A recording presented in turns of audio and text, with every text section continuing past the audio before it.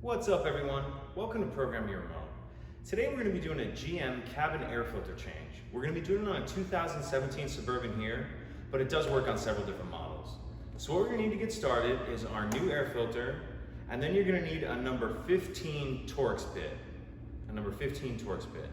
So once you have those two things, we can go ahead and jump into it. So we're in the vehicle now, and we're looking at the glove box.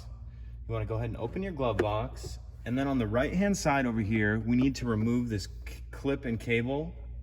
We're gonna pull it down and then we're gonna go out this way with it. So we're gonna pull down and then out.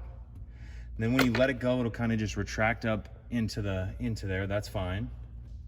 And then on either side of the glove box, we're gonna push in, and that's gonna allow the glove box to come down. So push in and let that drop down.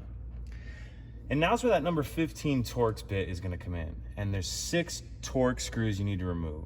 One here, one here, one here, one here, one here, and one here. So I'm gonna go ahead and remove those, and I'll see you in the next shot.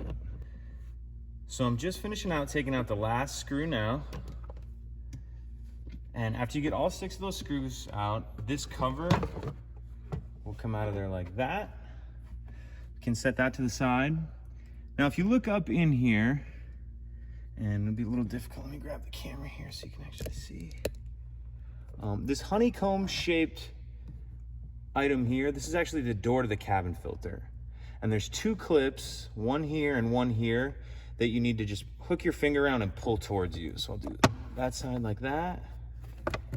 Come over here and do the same thing over here. And we'll get that door out of there. And now you can actually see the filter right here. So kind of just grab that by the edge and pull out. Oh, that was dirty. Okay, so now we'll grab our new filter, and you're gonna wanna make sure you pay attention to the airflow arrow, and you wanna do the airflow facing down. And then you'll have to put that back in here. It's a little tight. You want to be careful not to damage the filter. Okay, so once you get that in there and make sure it's seated in there properly, we'll go ahead and put our cabin filter door back on. Like that. And that's it.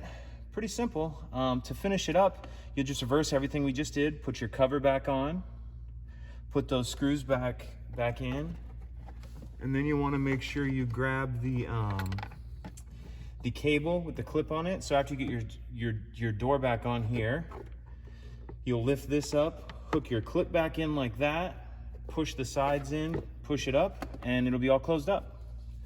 If you have any questions, please let me know. If you could take a second to like and subscribe, it helps us out, and I'd appreciate it.